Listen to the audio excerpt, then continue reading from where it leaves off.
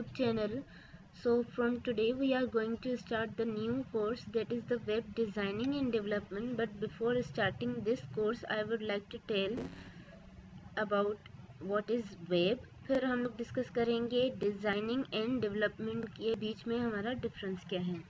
तो अब उससे पहले हम लोग ये डिस्कस करते हैं कि वेब डिज़ाइनिंग एंड डेवलपमेंट में हमारे कौन कोर्स से इसमें कोर्स आउटलाइंस हैं और हमें ये सब्जेक्ट पढ़ना क्यों ज़रूरी है और इसके कौन कौन से फ़ायदे हो सकते हैं और इसकी मार्केट वैल्यू क्या है।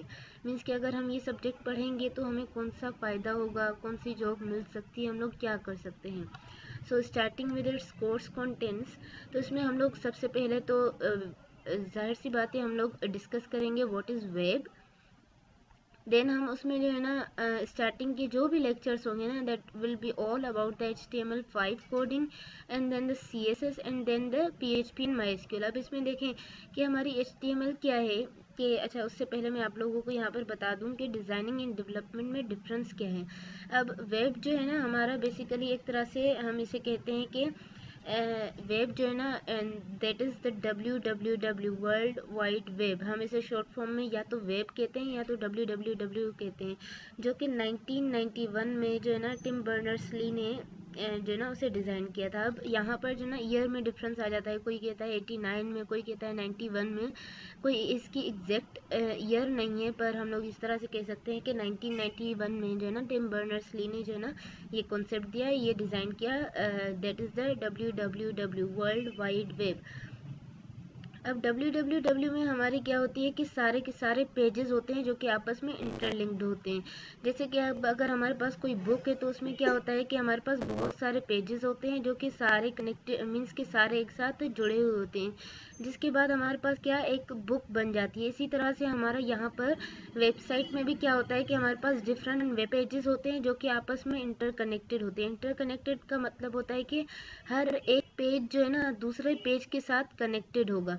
अब यहाँ पर देखिए कि अगर हम लोगों ने यहाँ पर एक 3 पेजेस बनाए जिनमें हमारी जो है ना एक इन्फॉर्मेशन होगी, इस तरह से समझ लें कि इन 3 में हमारी एक स्टोरी है, फिर नीचे वाले जो पेजेस हैं 3 उनमें हमारी दूसरी स्टोरी है, फिर ये वाले जो 3 पेजेस हैं ये हमारी तीसरी स्टोरी है। अब देखिए ये वाला पेज हमारा इसके साथ भी कनेक्टेड होगा, इसके साथ भी कनेक्टेड होगा, इसके साथ भी मीन्स कि ये वाला पेज जो है ना एक पेज हमारा सारे के सारे पेजेस से कनेक्टेड है। अब दूसरा वाला पेज भी इसी तरह से सारे पेजेस के साथ कनेक्टेड होगा। यहाँ पर हमारा क्या बन रहा है, एक तरह से इंटर कनेक्शन बन रहा है उन वेब पेजेस का। अब वैसे अगर हम लोग बात करें कि ये पेज अगर हमारे पास कोई भी पेज है उस पर कुछ भी इंफॉर्मेशन पीस ऑफ इंफॉर्मेशन लिखी हुई है वो जस्ट हमारा पेज कहलाएगा, लेकिन वही पेज जब इंटरनेट पर आ जाता है, वही इंफॉर्मेशन हमारी इंटरनेट पर आ जाती है, that will be called as a web page.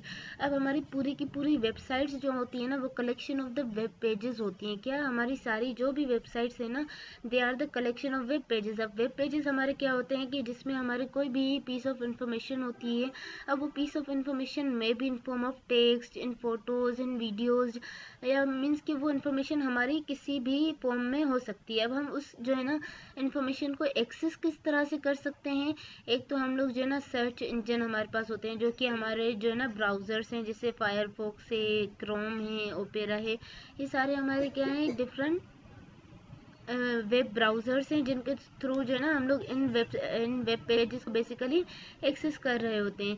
अब वो एक्सेस किस तरह से कर रहे होते हैं, जैसे अगर हमने कहा कि ये वाली जो है ना एक हमारी अलग स्टोरी है और ये जो है ना ये हमारी एक अलग से स्टोरी है।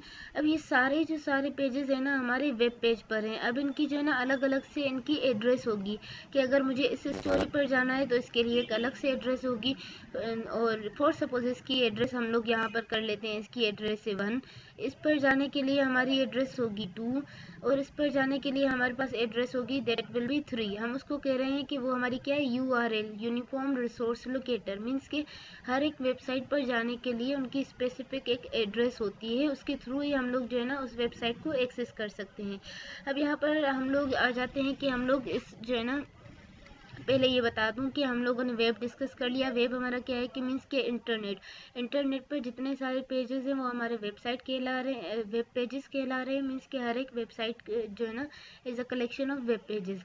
अब उस वेबसाइट की हम लोग क्या कर रहे हैं, डिज़ाइनिंग एंड डेवलपमेंट। अब डिज़ाइनिंग एंड डेवलपमेंट में क्या है कि डिज़ाइनिंग जो कि हमारा फ्रंट एंड है, जो कि हमारे यूज़र को नज़र आ रहा है। फॉर सपोज अगर मैं इंटरनेट को एक्सेस कर रही हूँ और कोई भी मैंने जो है ना पेज खोल लिया, तो अब जो पेज मुझे नज़र आ रहा है ना इस वक्त, उस पर यहाँ पर जो है ना इस तरह से लाइंस में पीस ऑफ इंफॉर्मेशन लिखा हुआ है जो कि मुझे नज़र आ रहा है। अब ये चीज़ क्या है, हमारी डिज़ाइनिंग है, जो कि मुझे इस वक्त इंटरफेस नज़र आ रहा है उस वेबसाइट का। लेकिन उसके बैकएंड पे जो कोडिंग होगी उसको डायनामिक जो बना रही है, जो कि वैसे तो ये स्टैटिक है। एक होती है हमारी स्टैटिक वेबसाइट, एक होती है डायनामिक वेबसाइट।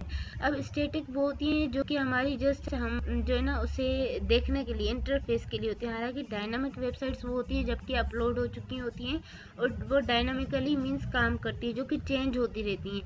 अब यहाँ पर देखिए जो कि इंटरफेस मुझे नज़र आ रहा है that will B comes into the context of the designing. और डेवलपमेंट क्या होती है कि हमारी जब हम उस वेबसाइट को हमने जो भी बनाई है पहले स्टैटिक होती है, फिर हम उसको डायनामिक बनाते हैं।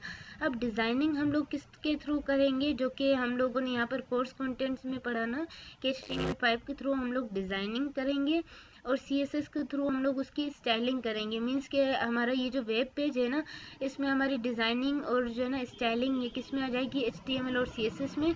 और इसकी डेवलपमेंट हमारी किस में आ जाएगी, PHP एंड MySQL में। मीन्स कि हम लोग अपनी वेबसाइट की जो है ना डायनामिक बनाने के लिए PHP and MySQL database server use करते हैं और डिज़ाइनिंग के लिए HTML5 और CSS। तो हम लोग देखते हैं कि हमारा HTML क्या है। HTML की हमारी फुल फॉर्म है हाइपर टेक्स्ट मार्कअप लैंग्वेज।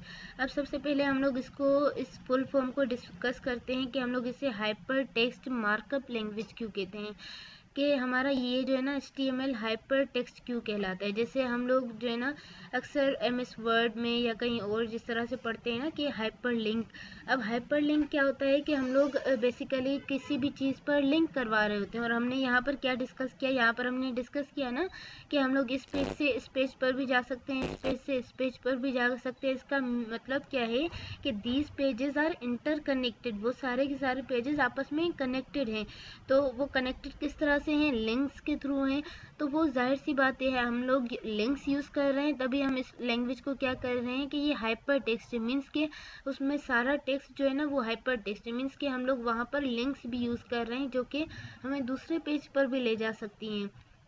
अब सेकंड यहाँ पर है that is the markup language. हम इसे मार्कअप लैंग्वेज इस तरह से कहते हैं कि हमारा HTML का बेसिक स्ट्रक्चर जो होता है ना, जो कि इस तरह से इन लेस देन और ग्रेटर देन पर पूरे टैग हमारे मुश्तमिल होते हैं। अब ये जो लेस देन और ग्रेटर देन यूज़ होती है ना sign, these less than and greater than signs are markup. अब ये हमारे मार्क्स हैं, तो उसकी वजह से HTML is called the hypertext markup language that contains the tag through which we design any of the web page through which that is connected to the many of the different pages।